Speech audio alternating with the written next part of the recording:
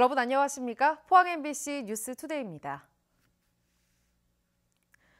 오늘 낮부터는 평년 기온을 회복하겠습니다. 대기 확산이 원활해서 먼지에 대한 걱정은 없겠지만 건조한 대기에는 주의가 필요하겠습니다.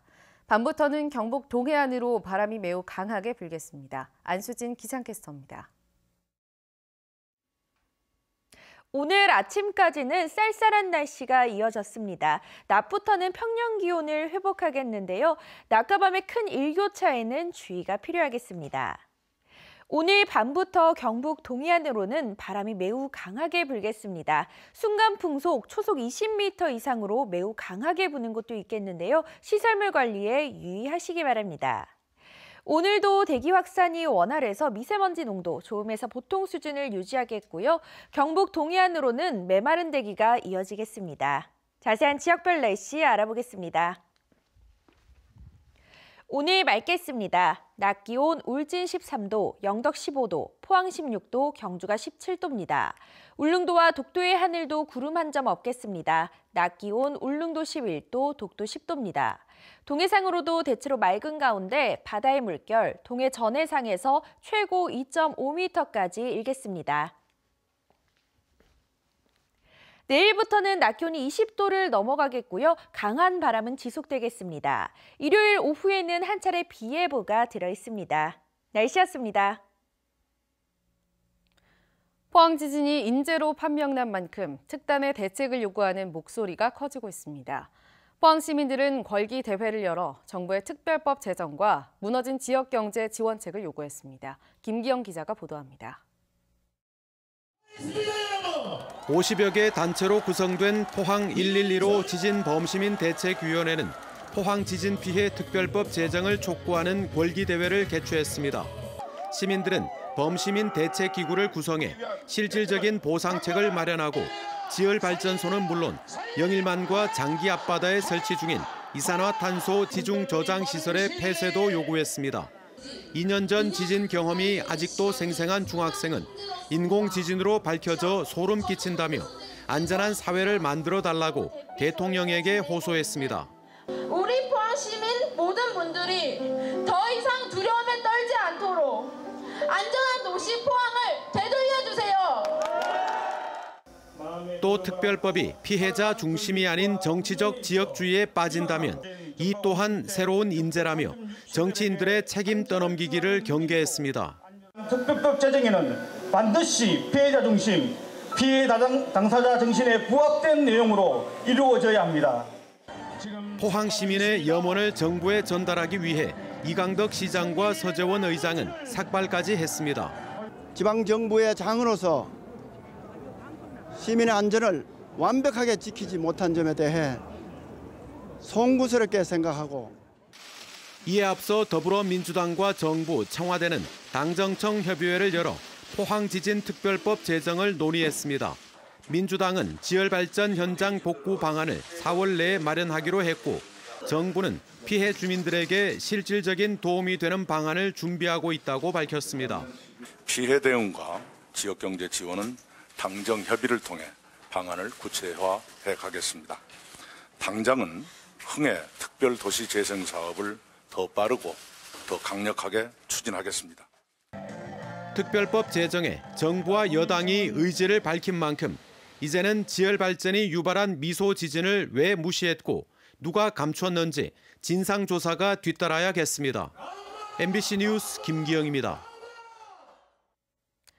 영덕군의회가 지풍면 3마리에 추진 중인 바이오매스 발전소 건설을 반대하는 결의안을 의원 만장일치로 채택했습니다. 군의회는 발전소가 건설되면 미세먼지 등 환경오염으로 50천 상수원 보호구역과 지역 특산물에 악영향을 미친다며 정부의 사업 허가 취소를 촉구했습니다. 영덕 그린에너지는 산림 부산물을 이용하는 9.9메가와트 규모의 화력발전소를 건설하기로 하고 지난해 1월 사업 허가를 받았습니다. 당초 계획보다 석 달째 늦어지고 있는 고준희 핵폐기물 공론화위원회가 이번 달 중에 출범할 것이라는 관측이 나오고 있습니다.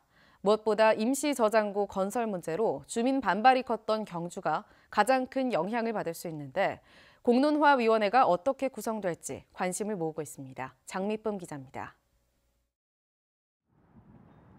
산업통상자원부가 이번 달 중 고준위 핵폐기물 공론화위원회 출범을 발표할 것이라는 관측이 나왔습니다. 공론화위원회의 핵심 의제는 원전 부지의 사용 후 해결료 임시 저장고인 맥스터 건설을 어떻게 할 것이냐에 초점이 맞춰져 있습니다. 특히 경주의 경우 지난해 한수원이 신청한 월성원전 맥스터 추가 건설 허가 여부가 이번 공론화위원회에서 확정될 수도 있습니다. 경주는 고준위 핵폐기물을 받지 않는 조건으로 지난 2005년 중저준위 방패장을 수용했지만 그 뒤로도 고준위 핵폐기물 수천 톤이 임시저장 명목으로 쌓여 있어 특별법이 유명무실한 실정입니다. 지역에서는 이에 대한 반발 여론이 만만치 않습니다. 충분한 그런 동의가 있어야지 어떤 또 계획이 있어야지 우리가 그걸 신뢰할 거 아닙니까? 지금까지 정부가 갖고 있는 맥스터 건설에 대한 부분만큼은 너무 법이 없고 안이하게 대응해 왔기 때문에 원자력 관련법이 모호하게 돼 있고 국가 차원의 사용 후 해결료 로드맵이 마련돼 있지 않다 보니 주민들의 불안감도 높을 수밖에 없는 겁니다. 지역에서는 이번 공론화를 통해 이러한 법적 모호성을 해소하고 논란이 끊이지 않았던 원전 부지의 임시 저장 문제도 명확히 해야 한다는 목소리가 나옵니다. 맥스터도 우리 시민들의 입장에서 보면은 방패장 특별법에서 금지하고 있는 관련 시설입니다. 이번 공론화를 통해서 이것이 폐기물이라는 것을 국민적으로 공론화하고 더 이상 경주에 이런 시설이 건설되지 않도록 해야 합니다. 이를 위해서는 맥스터 문제로만 공론화가 국한돼서는 안 되고 국가 차원의 고준위 핵폐기물 관리 방안이 합의돼야 한다고 환경단체들은 주장하고 있습니다. 공론화위원회 출범이 석 달 이상 늦어졌지만 시간에 쫓겨 급한 불만 끄는 졸속 공론화가 되지 않도록 다양한 의견 수렴과 공정한 절차가 선행돼야 한다는 지적입니다. MBC 뉴스 장미쁨입니다. 한수원은 2030년까지 1조 7천억 원을 원전 설비에 투자하는 원전 안전성 강화 로드맵을 수립했다고 밝혔습니다. 이번 로드맵에 따르면 한수원은 올해 한울원전의 주발전기, 내년에는 월성 3, 4호기의 전동기 제어반 등을 교체할 계획이며 이러한 설비 투자 계획을 앞으로 매년 한수원 홈페이지에 게시할 예정입니다. 신라 왕성인 경주 월성 해자, 즉 물도랑에서 1600년 전 만든 것으로 추정되는 나무 방패 2점이 나왔습니다. 또 동물뼈와 다양한 씨앗도 출토돼 신라인들의 생활상을 연구하는 데 도움이 될 것으로 기대됩니다. 보도에 김철승 기자입니다. 경주 월성 해자에서 출토된 신라시대 나무 방패입니다. 한 점은 손잡이가 있고 다른 것은 없는데 340년부터 419년 사이에 만들어진 것으로 분석됐습니다. 방어 또는 의장용으로 사용된 것으로 추정되는 이 나무 방패는 1600년이 지났지만 온전한 형태를 유지하고 있습니다. 이 방패 같은 경우에는 또 목재로 만들어서 이 당시에 실질적으로 사용했던 방패의 형태를 추정할 수가 있기 때문에 아주 중요한 자료라고 볼 수 있겠습니다. 지금까지 출토 유물 가운데 가장 오래된 작은 모형 나무배도 발견됐습니다. 길이 40cm로 불에 탄 흔적이 있어 의뢰용으로 사용된 것으로 추정됩니다. 신라 사회의 한 면을 보여주는 목간도 발굴됐습니다. 목간에는 지방관의 명칭인 당주와 벼와 조, 피 등 곡물의 종류와 수량이 기록되어 있습니다. 생후 6개월 된 어린 멧돼지뼈와 곰뼈 그리고 씨앗과 열매 63종도 확인돼 신라인의 식생활도 유추할 수 있습니다. 당시에 어떤 동물들이 뛰어놀고 있었고 사람들은 어떤 음식을 먹었는지 이런 것들을 복원할 수 있는 아주 중요한 자료들을 확보했죠. 국립경주문화재연구소는 오래된 유물과 씨앗이 대량 발굴된 데는 물속 지능이 유물을 덮어 공기와의 접촉을 막았기 때문이라고 설명했습니다. MBC 뉴스 김철승입니다. 포항 스틸러스가 오늘 오후 7시 반 스틸야드에서 강원을 상대로 홈경기를 펼칩니다. 포항은 2019 시즌 첫 번째 주중 홈경기를 포스코 포항제철소 협력의 날로 정하고 스틸야드 직장인데이를 맞아 다양한 이벤트와 선물을 준비했다고 밝혔습니다. 경상북도가 올해 일자리 창출 목표를 10만 개로 공시했습니다. 작년 목표치와 비교하면 15%가량 늘려 잡은 건데 관련 예산은 50%나 늘었습니다. 돈을 넣어도 그만큼 고용이 잘 일어나지 않는다는 거겠죠. 홍석준 기자가 취재했습니다. 경상북도가 올해 목표라고 밝힌 일자리 창출 규모는 10만 개입니다. 작년보다 14,000개가 늘었습니다. 노인 일자리에서 8,000개가 추가됐고 공무원도 2,000명 이상 더 뽑기로 했습니다. 관련 예산액은 6,600억 원, 작년 예산에 2,000억 원을 더 얹었습니다.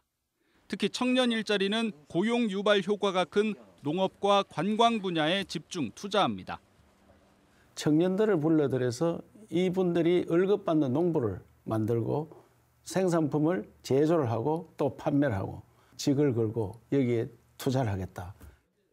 그러나 경북을 둘러싼 고용 상황은 녹록지가 않습니다. 고용률은 2년 연속 뒷걸음질 치면서 5년 만에 최저치를 기록 중이고 단기성 공공일자리로 겨우 버티던 취업자 수도 지난해 처음 2만 명이 줄었습니다. 정부가 만 15세 이상이던 고용 목표 기준을 15세 이상 64세 이하로 좁혀서 노인 일자리의 고용 기여도를 낮춘 부분도 변수입니다. 공공예산이 급조한 노인 일자리가 고용 지표를 왜곡하는 걸 막겠다는 취지인데 경북의 일자리 목표 10만 명 가운데 4만 명이 이 노인 일자리여서 지표상의 충격은 불가피합니다.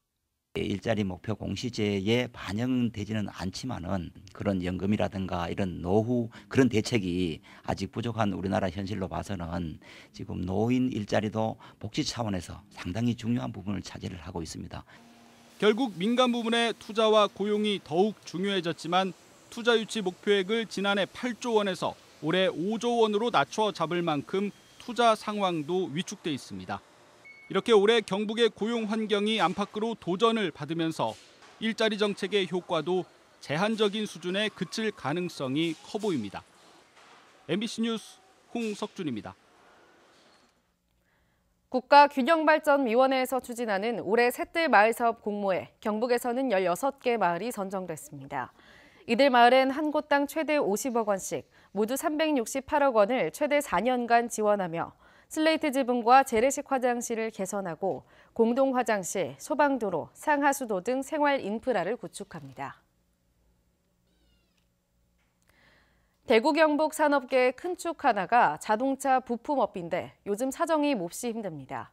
자동차 완성차 업계가 고전하면서 부품업체들이 자금난을 겪고 있는데 얼마 전 지역의 한 하도급 업체 대표가 납품 대금 3천만 원 때문에 스스로 목숨을 끊었습니다. 손은민 기자가 취재했습니다. 대구 3공단에서 자동차 부품 가공업을 하던 A씨가 지난달 25일 새벽 자신의 공장에서 스스로 목숨을 끊었습니다. A씨가 남긴 유서입니다. 경기가 좋지 않은데 받아야 할 돈은 못 받고 빚은 계속 늘어 끝이 보이지 않는다. 더 이상 힘들다라는 내용이 적혀 있습니다. A씨는 납품 대금 3천만 원을 받지 못해 자금난을 겪었습니다. 그런 작은 소기업이다 보니까 자금 압박도 굉장히 많이 받았을 것 같고 중도금이라든지 이런 부분을 받지 못해서 이미 부도난 업체도 지금 현재 한 2-3개 정도가 있는 걸로 지금. A씨가 운영하는 회사는 자동차 부품을 가공하는 업체로 직원이 2-3명에 불과한 소규모 영세업체입니다. A씨가 부품을 가공해 B사에 납품하면 B사는 완제품을 만들어 C사에 납품하고 C사가 다시 대기업에 납품하는 구조입니다. A씨는 B사와 C사 사이의 납품 단가 문제로 분쟁이 벌어지면서 대금을 받지 못하고 있습니다. A씨와 같은 3차 협력업체 68곳이 아직 대금을 받지 못하고 있습니다. 불황 속에 적게는 수천만 원, 많게는 1억 원이 넘는 채불이 6개월 이상 지속되면서 3차 협력사 가운데 10여 곳이 이미 부도 위기에 처했습니다. 은행 이자조차 내지 못해 기계를 압류당한 곳도 있습니다. 자기가 유일하게 지금 기계로 움직여가지고 경영을 해야 되는 사람이 지금 압류가 당하고 금액상으로는 뭐 12억 좀 안 되는 부분이라 그래도 한 80여 명이 여기에 뭐 어떻게 보면 목줄 달고 있는 거하고 같습니다.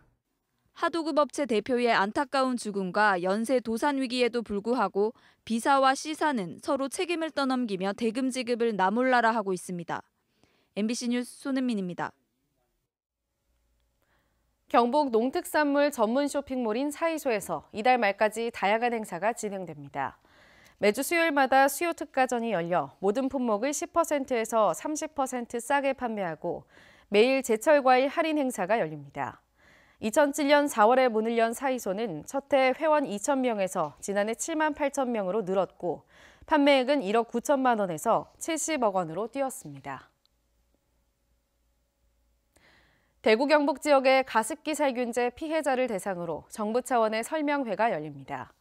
가습기 살균제 사건과 4.16 세월호 참사 등을 조사하는 사회적 참사 특조위는 오늘 대구 중앙도서관에서 대구 경북 가습기 살균제 피해자들에게 피해 현황과 향후 계획 등을 설명하고 법률 상담도 진행합니다. 대구 경북 가습기 살균제 피해 신청자는 535명으로 이 가운데 122명이 숨졌습니다. 눈먼 돈이라고 하죠. 정부 지원금을 노린 농업보조금 비리가 여전합니다. 상주에서는 국유지에 여러 개의 보조 사업을 신청해 10년 가까이 이중 수령하다 결국 덜미를 잡혔습니다. 상주시는 정부 특별 감사를 받게 됐습니다. 엄지원 기자입니다. 호밀과 수단그라스 같은 가축용 사료를 재배해 국내산 사료의 경쟁력을 높이고자 지원하는 조사료 생산 기반 확충 사업. 상주시의 한 영농조합법인은 지난해까지 9년간 이 사업의 국가보조금으로 6억여 원을 수령한 것으로 확인됐습니다. 실제 조사료를 경작했다고 신고한 것은 이곳 상주시 중동면의 공군전투기 사격훈련장 주변 농지입니다. 이곳은 국방부 소유의 땅인데 농민 수십 명이 수년간 쌀 직불금을 타가한 땅이기도 합니다. 서류를 확인해보니 같은 집원의 농지 다수가 개인과 법인 이름으로 중복기재돼 있습니다. 어떻게 된 걸까? 둘 중 하나는 허위, 보조금이 중복으로 집행되고 있는 겁니다. 국유지를 헐값에 빌린 농민이 영농조합에 이를 재임대, 불법 전대했고 땅을 넘겨받은 조합과 넘겨준 농민이 둘 다 다른 보조사업을 신청해 이득을 챙긴 겁니다. 증빙 서류는 없거나 엉망입니다. 어느 땅에 심는다는 필지별 조서 없이도 보조금 신청과 수령은 차질 없이 이뤄졌습니다. 한 집원을 여러 번 돌려쓰고 비닐하우스나 건물 집원이 엉뚱하게 도용되기도 했습니다. 경찰서의 수사 의뢰를 한 부분이었었어요, 사실. 이 부분은 좀 이상하다 저희도 봐서 공무원이 좀 실수했다. 경작 사실이 없다고 드러난 경우에도 상주시가 보조금 회수를 하지 않으면서 공무원이 묵인해준 것 아니냐는 의혹도 일고 있습니다. 이런 식으로 계속 덮어줬다. 그래서 2009년에서 2018년도까지 이거는 지속적으로 범행을 저질러 왔다. 그 공무원이 비호하에. 상주시는 조사료는 축산가, 쌀 직불금은 농업정책가로 주무부서가 달라 문제가 불거지지 않는 한 확인이 어렵다는 입장입니다. 이때까지는 연계가 안 된 걸로 저는 알고 있어요. 저희도 몇만 명이다 보니까 근데 그거가 지금 저희 안에서 같은 경우에 직불제 안에서는 뭐 대량 검증이나 그런 게 뜨거든요. 상주시는 부랴부랴 자체 감사에 들어갔고 경찰도 수사에 착수한 상태입니다. 농림축산식품부는 허술한 관리를 틈탄 조직적인 부정수급 사례가 더 있을 것으로 보고 이달 중 상주시 전체에 대한 농업보조금 실태감사를 실시한다는 계획입니다. MBC 뉴스 엄지연입니다. 경상북도는 지역 중소기업에 근무하는 청년 근로자에게 1인당 연간 100만 원을 사용할 수 있는 복지카드를 지급합니다. 지난해 10월 이후 경북 지역 중소기업에 신규 입사해 근무 중이며 연봉 3천만 원 미만인 만 15세 이상 39세 이하 청년 근로자는 누구나 신청할 수 있습니다. 신청은 경북 일자리 종합센터 홈페이지를 통해 할 수 있으며 지난해의 경우 지역 청년 근로자 1,900여 명이 혜택을 받았습니다. 민주노총 경북본부가 어제 민주당 경북도당 당사 앞에서 기자회견을 열고 탄력근로제 확대를 비롯한 정부 여당의 노동법 개정 움직임을 규탄했습니다. 민주노총은 문재인 정권 출범 이후 최저임금 산입 범위와 탄력근로제 확대 등 연이은 반노동자적 행보에 이어 최근에는 파업 대체 인력 허용 등 노동 3권을 근본적으로 제약하는 논의까지 이루어지고 있다며 민주노총이 불참한 상태에서 이 같은 논의를 주도하고 있는 경사 노위의 해체를 강하게 요구했습니다.